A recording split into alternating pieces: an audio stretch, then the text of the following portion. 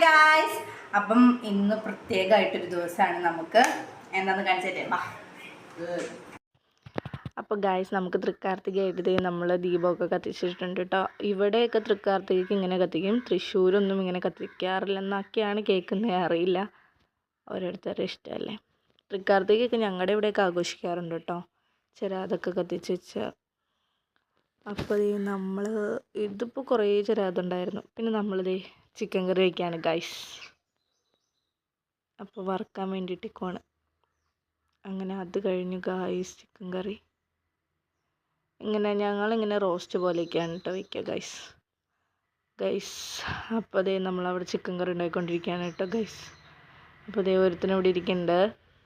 Say hi bye.